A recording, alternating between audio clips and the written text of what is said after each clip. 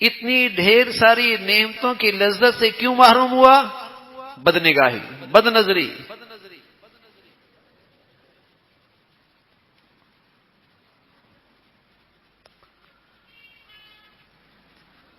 اگر اس موذی گناہ کا احساس ہو جائے نا تو اور پھر آدمی کے لیے ہمت کرنا آسان ہو جائے گا۔ اور ہمت میں اللہ نے بڑی طاقت رکھی ہے، آدمی ہمت سے بڑے بڑے پہاڑ سر کر لیتا ہے، لیکن اس موذی مرض کا احساس پیدا ہو جائے کتنا موذی ہے۔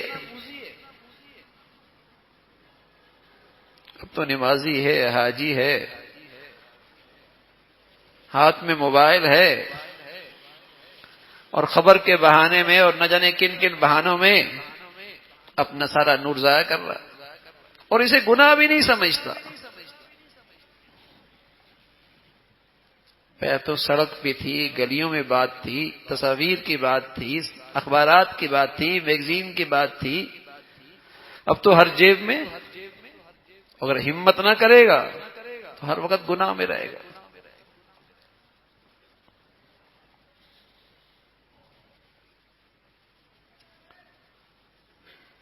اس کی نحوست ہے، کسی عمل پہ استقامت نہیں ہے۔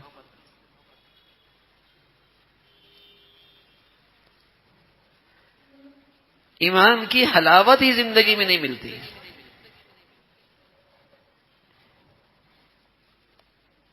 تو اللہ کی دی ہوئی یہ نعمت ہے، طبیب کہہ دے، ڈاکٹر کہہ دے کہ چند چیزوں سے احتیاط کرو گے زندگی بھر اس نعمت بینائی کی لذت سے فائدہ اٹھا سکتے ہو، بینائی سے فائدہ اٹھا سکتے ہو، فوراً مان لے گا۔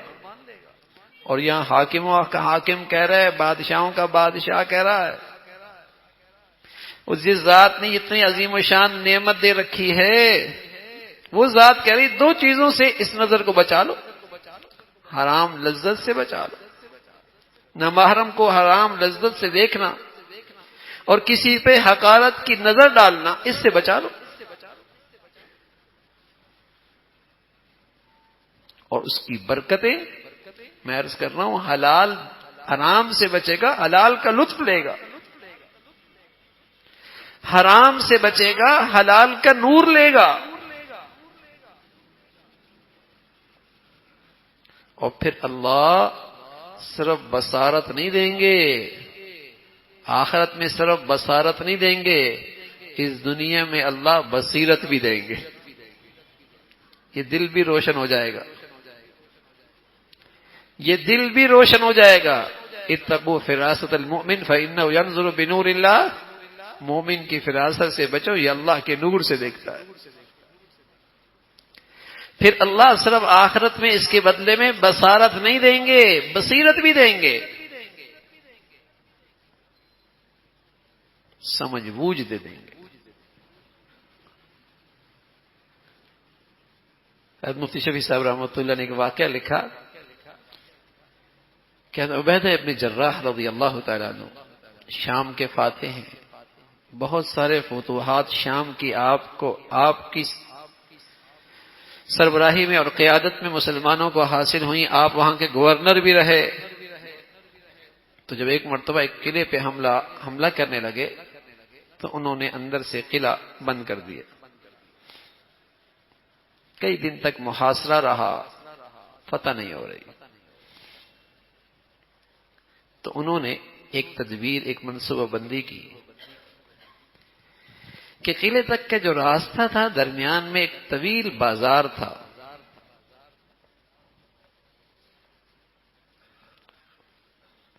اور انہوں نے یہ منصوبہ بندی کی کہ وہ ہر دکان کے اوپر ایک لڑکی کو کھڑا کر دیں،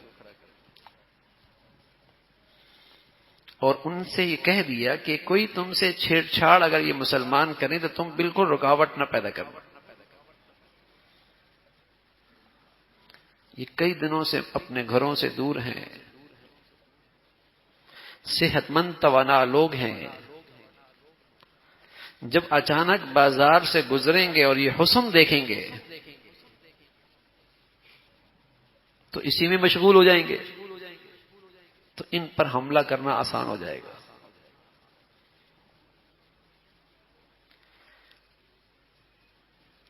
تو جو قلعے کا ذمہ دار تھا اس نے پیغام بھیجا حضرت عبیدہ ابن جراح رضی اللہ تعالیٰ عنہ کے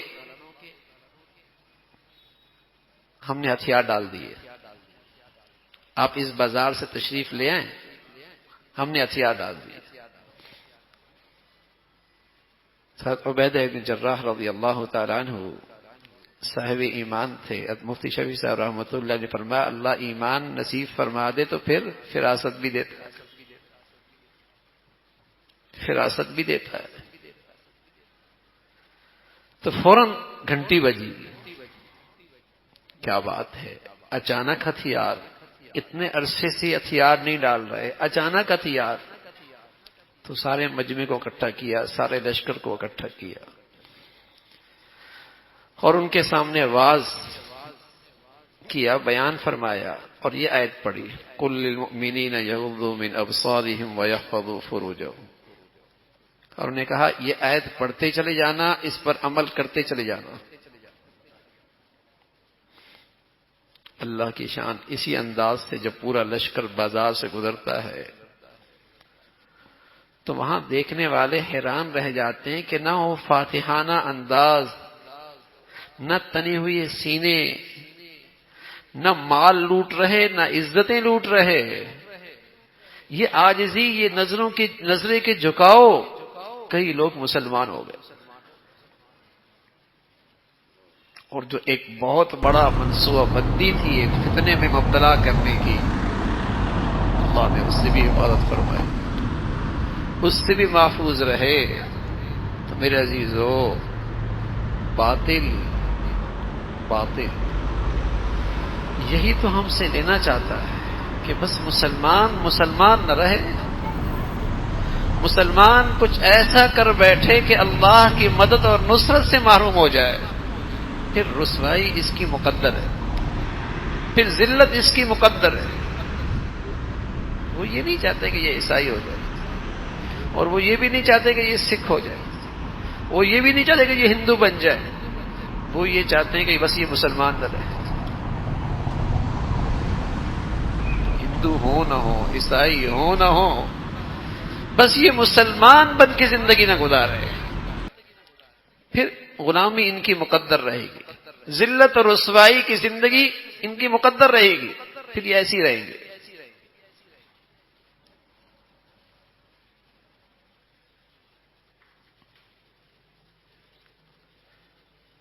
حکیم علومہ تھانوی رحمۃ اللہ نے ایک واقعہ لکھا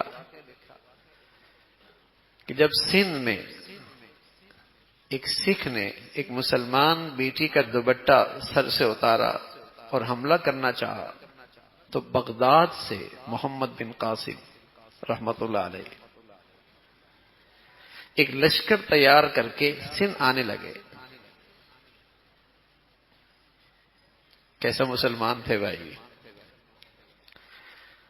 کیسے مسلمان تھے کہ اپنی بیٹی اور بہنا کی عزت کے لیے کہاں سے چلے کہاں آنے لگے۔ اور اب تو ایسی درندگی ہے کہ مسلمانوں کے اندر ہی سے مسلمان ان کی عزت آبرو محفوظ نہیں رہی، ایسی درندگی ہے، لگتا ہی نہیں ہے مسلمانوں کا معاشرہ۔ مسلمان معاشرے میں تو پاکیزگی ہوتی ہے، طہارت ہوتی ہے، حجاب ہوتا ہے، پردہ ہوتی ہے، حیا ہوتا ہے، غیرت ہوتی ہے، ایمان ہوتا ہے۔ مسلمان کا معاشرہ تو اللہ کے نبی ایسا بنا کر گئے جہاں حیا ہے، غیرت ہے، ایمان ہے، پردہ ہے، حجاب ہے، پاکیزگی ہے، طہارت ہے، نظروں کی حفاظت ہے۔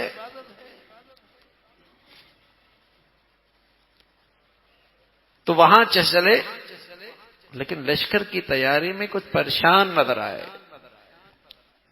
تو لوگوں نے پوچھا آپ پریشان ہیں؟ کہاں؟ اجنبی راہوں سے گزرنا ہوگا، دشمن کی فوج کا اندازہ بھی نہیں، بس یہ خطرہ ہے کہیں دوستوں کو، ساتھیوں کو زیادہ نقصان نہ اٹھانا پڑے۔ کچھ دنوں کے بعد پتہ لگا، کچھ دنوں کے بعد جب لشکر تیار ہونے لگا تو آپ کے چہرے پہ اطمینان اور سکون بہت۔ پوچھا اب بڑے مطمئن ہیں؟ فرمایا ہاں، پتہ لگا وہ انتہائی درجے کا بے حیا ہے، وہ سکھ اس نے اپنی بہن سے شادی رچائی ہوئی ہے. میں مطمئن ہوں ایسا بے حیا آدمی کبھی بہادر نہیں ہو سکتا.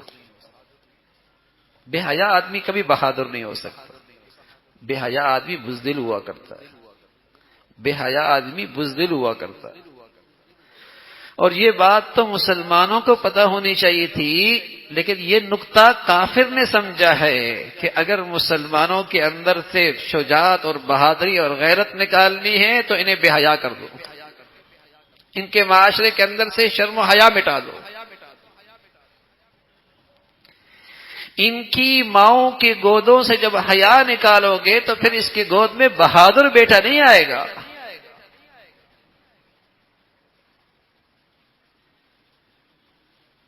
حیا نکال دو. تو باطل کی ساری محنت اس پر ہے کہ یہاں شرم و حیا نہ رہے.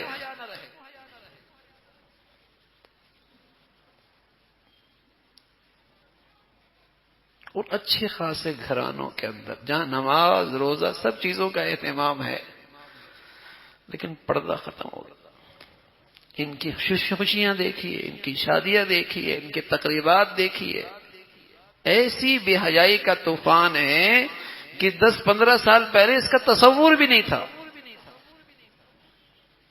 کوئی سوچا بھی نہیں تھا کہ ان شریف گھرانوں کے اندر یہ گندگی اس انداز سے پھیلے گی. لیکن وہ سلو پوائزن کی طرح پیتے رہے، کھاتے رہے، لیتے رہے، اور وہ ساری گندگی زندگی کا حصہ بن گئی. اور اس کی نحوست دیکھیے، گھروں کا سکون،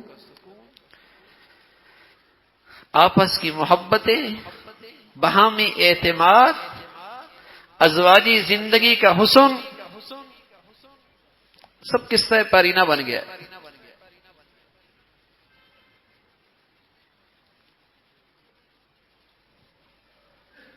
مغرب کی گندگیاں آئیں تو اس کا ری ایکشن بھی آیا نا. ہنستے بستے گھر ٹوٹ رہے.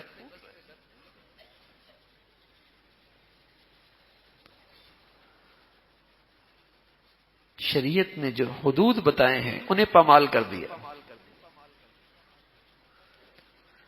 شریعت نے جو تحفظ بتایا ہے نا، معاشرے اور گھریلو زندگی، خاندانی نظام کا جو تحفظ بتایا ہے اسے پامال کیا ہے.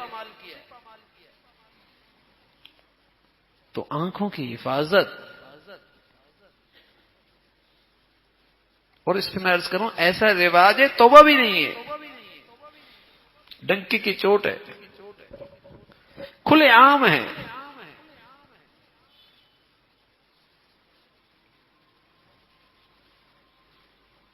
اور اس کی نحوست ہے میرے عزیزو کہ عبادات اس میں صرف رسمیت آ گئی. ایمان کھوکھلا ہو چکا. ایک طرف تو یہ گندگی اس قدر عام کہ نگاہوں کو پناہ مشکل، دوسری طرف وہ ایمان بھی نہیں کہ آدمی ہمت کر کے یہ کام کرے.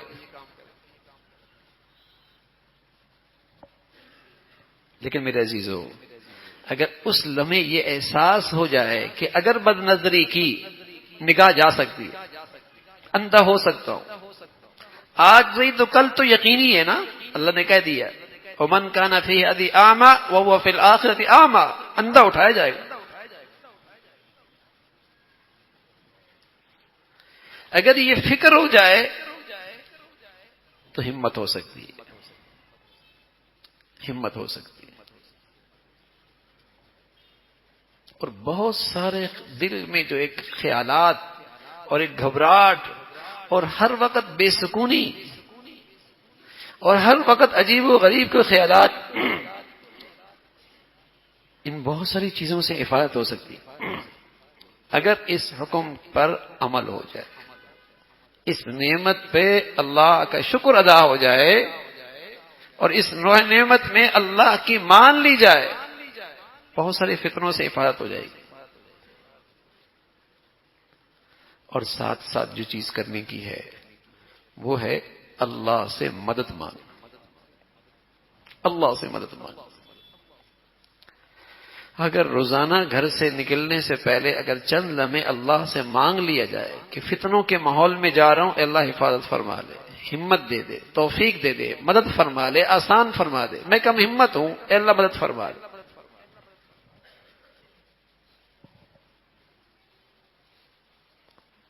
ہمت سے کام لے، دعا کا سے کام لے، اور پھر اگر کوتاہی ہو جائے فوراً اسی لمحے استغفار کر لے. اچانک نظر پڑے، بے اختیار نظر پڑے اور ہٹا لی، ریئیکشن نہیں ہوگا. نظر پڑی اور پھرا لی، ریئیکشن ہوگا، زہر کا اثر ہوگا. جان بوجھ کے نظر ڈالی، اس زہر کا ریئیکشن ہوگا.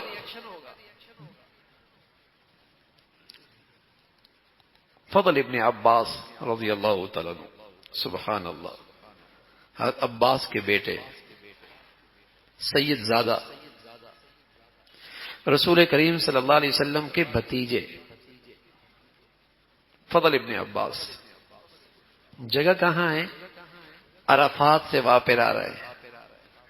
کتنی مقدس سرزمین ہے، حج سے واپسی ہے، کیا انوارات ہوں گے. بیٹھے کہاں ہیں؟ رسول اللہ صلی اللہ علیہ وسلم کے سواری کے پیچھے. سبحان اللہ. ہیں کون؟ سید زادہ. ہیں کون؟ رسول اللہ صلی اللہ علیہ وسلم کے بھتیجے. کتنی بڑی نیکی کر کے آ رہے، حج سے واپس آ رہے ہیں. کیا انوار و برکات ہوں گی، کیسی وہ مقدس سرزمین ہے. نشست کہاں ہیں؟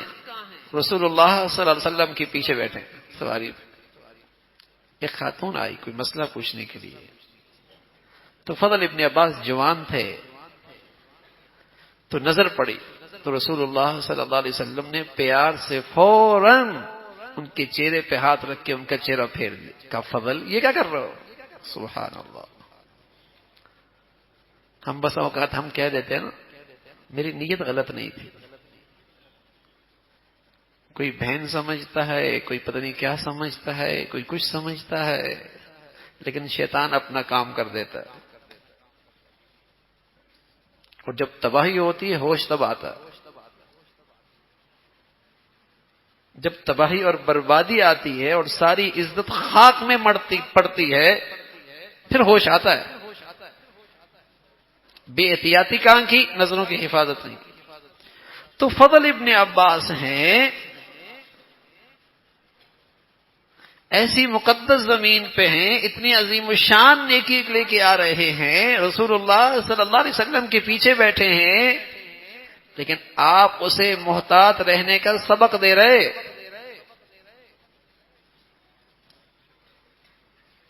میں اور آپ کہاں ہیں؟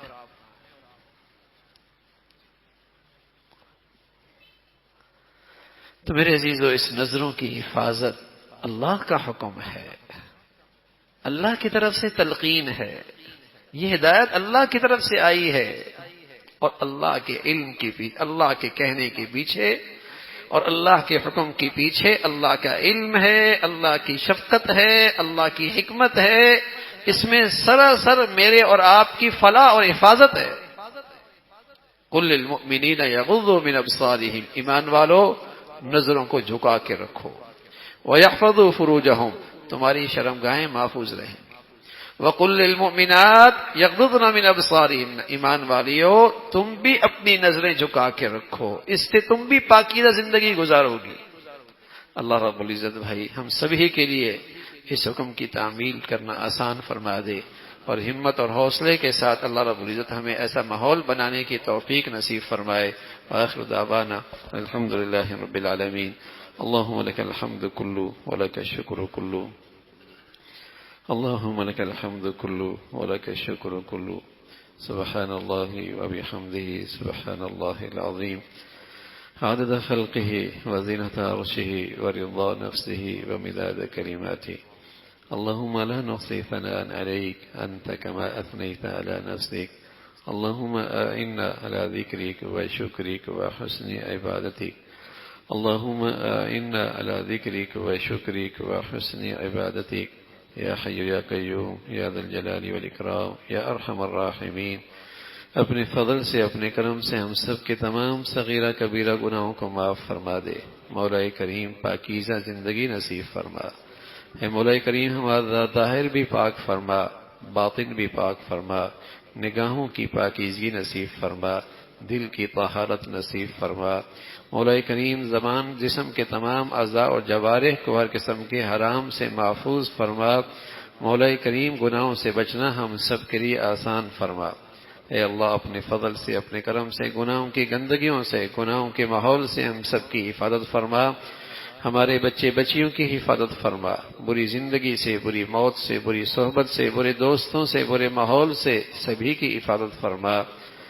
اے مولا کریم اپنے فضل سے حلال والی زندگی نصیب فرما، حرام کی لذت سے ہمیشہ محفوظ فرما، حلال کی برکتیں نصیب فرما، حلال کا لطف نصیب فرما، عبادات کی حلاوت نصیب فرما۔ مولا کریم عبادات کا ذوق شوق نصیب فرما۔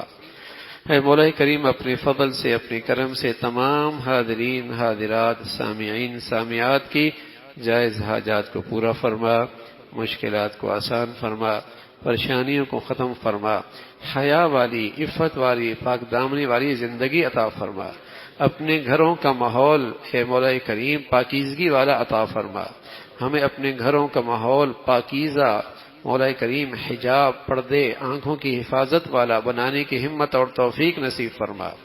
اپنی خوشیوں میں اپنی شادیوں میں مولا کریم اپنے حبیب صلی اللہ علیہ وسلم کے طور طریقے زندہ کرنے کی توفیق نصیب فرما۔